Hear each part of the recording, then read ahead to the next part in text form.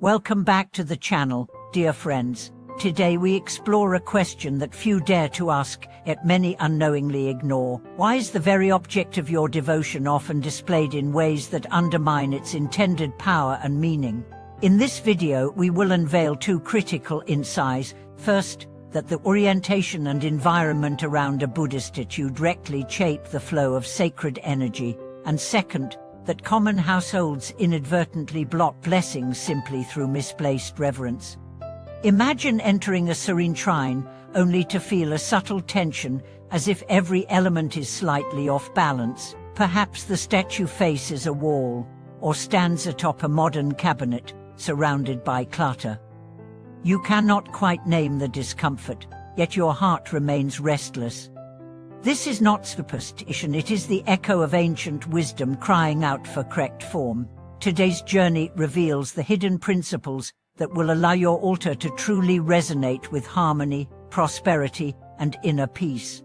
Long ago, in a small mountain village, there lived a devoted woman named Myling, who spent decades tending to her family's shrine. Every dawn she lit incense, offered fresh flowers, and recited sutras with unwavering devotion. Yet she suffered constant setbacks, arguments with neighbors, business failures, and ongoing illness within her household. Confused, she consulted a respected monk from the nearby monastery. The monk, Venerable Zenhua, observed her altar for only a moment before raising his hand.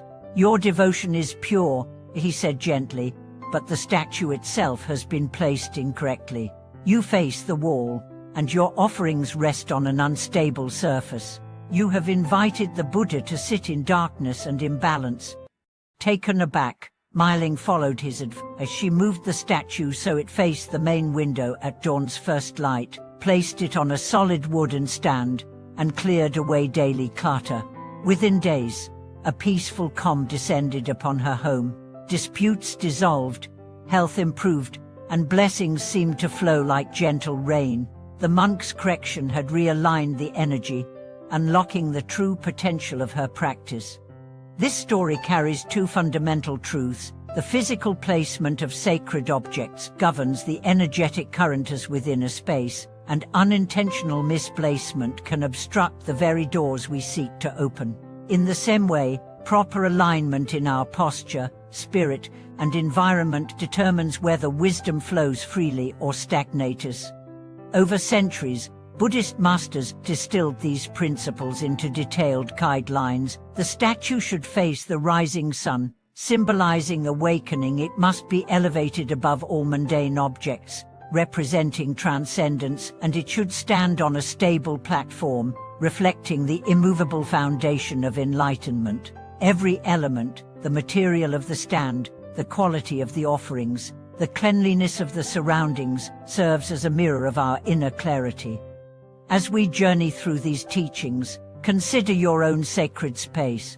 Do you feel its presence invigorate your heart or burden your spirit? The answers lie in subtle clues: a flickering candle that refuses to stay lit, incense smoke that curls away from the statue, or even a persistent sense of fatigue during meditation. These are not random annoyances but signals calling you to realign. Throughout history, grand temples thrived not only through faith but through meticulous attention to spatial harmony. The geomancers of ancient Asia mapped out the ideal compass directions. Artisans carved statues with proportions based on sacred geometry. Monks arranged altars according to cosmological correspondences. Each decision was informed by a deep understanding of how form and orientation channel divine energy. Yet in modern life, we often transplant these sacred treasures into generic living rooms or offices, spaces filled with televisions, Wi-Fi routers, and the detritus of daily life. We expect spiritual depth to bloom amidst chaos. No wonder our devotional efforts feel empty. To restore potency, we must first clear the stage, creating a sanctuary where the Buddha can truly reside. Begin by selecting a quiet corner that receives morning light. Cleanse it thoroughly, wipe away dust, remove unrelated objects, and sweep the floor. Elevate your statue on a dedicated stand made of natural materials, wood, stone, or metal, all free from synthetic paints or toxic finishes. Ensure that the statue's gaze meets the light, not the shadows. Next, attend to the offerings. Fresh water and flowers are traditional not for their aesthetics alone, but because living things carry vibrant energy. Replace these at least daily, allowing the life force they embody to circulate around the statue. Incense should burn steadily, its fragrance acting as a bridge between the earthly and the transcendent. Use pure ingredients, sandalwood, igarwood, or herbal blends, rather than cheap sticks laden with chemicals that choke rather than uplift. Finally, consider the surrounding decor. Soft textiles in gentle hues, cream, gold, pale green, encourage receptivity. Avoid harsh patterns and electric colors that distract the eye. Place supporting symbols such as a small bowl of rice for abundance, a bell for invocation, or a candle for illumination in harmonious proximity, never overcrowding the space. Leave breathing room around the statue so that it appears to float in gentle stillness. As you implement these adjustments, observe the subtle shifts in ambience. Perhaps your morning prayers feel lighter, your mental chatter recedes more easily, or newfound creativity emerges in your everyday tasks. These changes may be imperceptible at first, but over days and weeks, a profound stability takes root. These practices reveal a larger teaching. Our external environment is an extension of our inner landscape. When we clear physical clutter, we also clear mental knots. When we place sacred objects with care and intention, we send a message to our own hearts that we value harmony over haste, presence over distraction. Remember that this is not an exercise in superstition, but in deliberate sacred art. Every placement, every offering, every breath taken in the presence of your altar becomes an act of devotion not only to an ideal, but to the highest potential within yourself. As weeks turned into months, practitioners who embraced these adjustments discovered that the benefits extended far beyond the immediate sense of calm. A graphic designer named David shared how, after repositioning his small altar to face the early sunlight, he began to notice a subtle shift in his creative process. Ideas that had once stalled on the drawing board flowed more freely, as if the gentle morning rays awakened not only the statue, but also his own inner muse. He found himself sketching with greater confidence and clarity, and even complex projects that once felt daunting suddenly seemed manageable. This transformation reminded him that the altar was not merely a decorative fixture, but a living catalyst for insight and inspiration. In another household, a couple struggling with relationship tensions reported that their home felt lighter after they removed the old television set from beside their shrine and replaced it with a simple bowl of clear water. Each evening, they took turns refilling the bowl, watching how the water's surface rippled with each pour.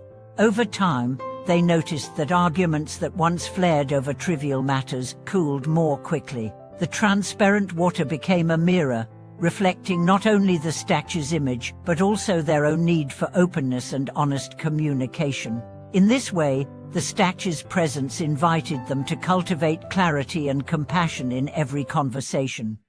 Yet, proper placement is only part of the equation. The quality of our own attention determines whether such adjustments bear fruit. A third practitioner, a teacher named Sophia, discovered that she had been so focused on perfecting the altar's appearance that her own mind remained restless. One morning, she realized she was mechanically lighting incense without truly noticing the fragrance or the curling smoke. When she brought her full awareness to that simple ritual, feeling the warmth of the flame, inhaling the subtle seed aroma, and observing the smoke dance upward, she experienced an unexpected release of tension, as though each breath carried away hidden burden. This taught her that sacred form and mindful presence work hand in hand. A well-placed statue invites our devotion, but devotion itself blooms only when we offer our undivided attention. To deepen this union of form and awareness, Many masters recommend brief daily ceremonies no more than 5 minutes, during which we engage all senses in devotion. We may gently ring a bell, watching the vibration fade into silence, taste a droplet of pure water as an offering, and meet the statue's gaze without any agenda, simply acknowledging its serene presence. Though this practice may seem too small to matter, its cumulative effect is profound. Over time, practitioners report heightened intuition, a stronger capacity for empathy, and a growing sense of oneness with the ebb and flow of life. Anthropologists have observed similar phenomena across cultures. In Tibetan homes, small prayer wheels are turned clockwise in front of household shrines to activate blessings. In Japanese temples, monks adorn Buddha images with seasonal garlands to attune their communities to nature's cycles. In Theravada residences, a daily candle lighting signals both the beginning of practice and the dispelling of ignorance. Despite differences in ritual, the underlying principle remains constant. When sacred objects are placed and tended with reverence, they create ripples that transform both our inner world and our outer circumstances. Modern researchers studying environmental psychology have begun to quantify these effects. One study found that people who maintain a dedicated meditation corner with meaningful symbols report lower stress hormone levels and improved mood compared to those who meditate in nondescript areas. Another experiment demonstrated that participants who performed a simple offering ritual before a statue showed greater resilience when exposed to unexpected stressors such as loud noises or cognitive challenges. These findings suggest that our intentional interaction with sacred form can rewire the nervous system, training us to respond with calm rather than reactivity when life tests our equanimity. Of course, mistakes can still happen. I recall a friend who placed her Buddha statue in a small shelf above her kitchen sink, thinking that the constant flow of water would symbolize purification. Instead, she found her meditation practice dwindling. She felt guilty every time she ran the faucet, as if she were disturbing the Buddha mid-sermon. It took her a while to recognize that the running water, while symbolically potent, created noise and distraction. Once she moved the shrine to a quiet alcove in her living room, her home regained a sense of harmony, and her devotion deepened without internal conflict. All of these stories point to one enduring lesson: the relationship between devotee and deity is dynamic, alive, and finely tuned to the subtle resonance of form, light, scent, and space. As we cultivate our environment with intention and our attention with mindfulness, we create a sanctuary that is as much within us as it is around us. This sanctuary stands as a testament to our willingness to slow down, to honor something greater than our individual desires, and to remember that wisdom and compassion are not distant ideals but living forces accessible in every moment. Thank you so much for watching this video. If you've enjoyed these insights, please subscribe, like, and share your own author stories in the comments below. May your sacred space guide you toward deeper peace and radiant joy.